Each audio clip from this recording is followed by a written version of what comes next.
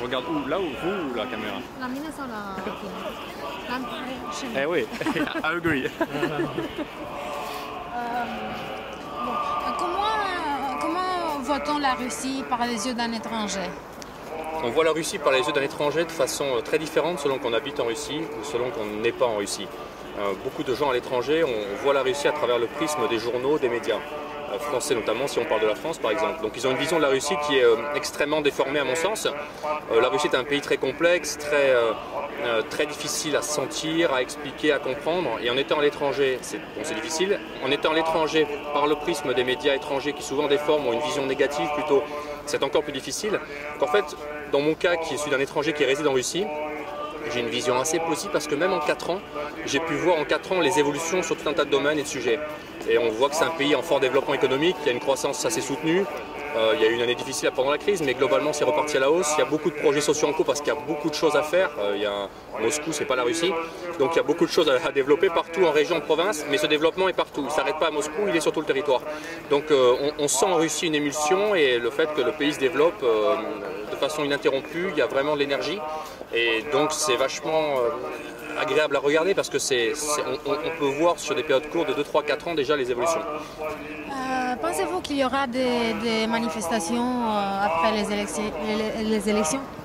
Je pense, parce qu'en fait, il faut différencier deux choses à mon avis. Les gens qui vont manifester, qui sont généralement des gens de la classe moyenne supérieure, si on parle de Moscou, de Saint-Pétersbourg, c'est des gens qui ont des revenus de 3, 4, 5 000 $ mensuels.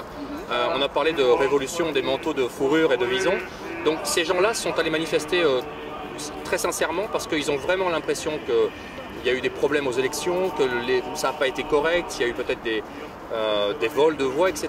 Et cette population-là n'a pas de candidat. Elle ne sait pas pour qui voter. Donc elle se sent totalement coupée du reste du pays. C'est une classe moyenne supérieure qui a émergé et elle se sent totalement coupée du pays. Elle est sans candidat et elle a l'impression qu'elle ne maîtrise pas son destin. Donc ces gens-là, ils manifestent objectivement. Beaucoup ont voté pour le Parti communiste, alors qu'ils ne sont pas communistes, mais parce qu'ils ont pensé que c'était la principale opposition réelle à Poutine et au pouvoir. Donc ces gens-là vont sûrement continuer à manifester, à mon avis, assez pacifiquement. Après, il y a une deuxième partie de manifestants, ce sont des leaders politiques. Donc on a vu à la fois des gens très proches des milieux d'extrême gauche ou d'extrême droite, ou des mouvements libéraux qui ont profité de l'événement et de la manifestation pour se montrer, être au cœur de l'événement politique et tenter de le récupérer pour eux. Et dans ces mouvements politiques, il y a une frange qui souhaite une réelle déstabilisation parce qu'elle est consciente que politiquement elle ne prendra jamais le pouvoir. Et donc elle souhaite une déstabilisation et il est plausible que dès demain soir il y ait une grande manifestation en place Pouchkine qui aboutisse à une tentative d'évolution à l'ukrainienne, c'est-à-dire des gens qui vont mettre des tentes, qui vont s'installer et tenter de faire monter la pression. Donc moi je pense qu'il y aura des manifestations dans les semaines qui viennent, mais je pense que ça ne va pas durer, ça va doucement s'éteindre et plausiblement jusqu'à l'intronisation du futur président, je pense en mai, il y a une période toujours, il y aura sûrement pendant ces 2-3 mois des manifestations et après je pense que ça va se calmer. Vous croyez que c'est possible pour Vladimir Poutine d'augmenter les salaires et les pensions comme il l'a promis? Oui, il le fait à chaque élection quand il est président. Il le fait généralement juste avant les élections, c'est évidemment électoral, mais en même temps c'est positif d'augmenter les salaires. Il peut le faire puisque de toute façon l'État russe est très riche. Ils ont des réserves de change qui dépassent 500 milliards de dollars maintenant. L'État n'est pas endetté, la dette publique du PIB s'élève à je crois 8 ou 10% et c'est une dette intérieure, la dette extérieure, publique extérieure, elle est inférieure à 2%, donc les dettes sont détenues par le pays. Donc le pays n'a pas de dette financière, il est riche, il est très facile pour l'État d'augmenter par couche et par strate de population les salaires.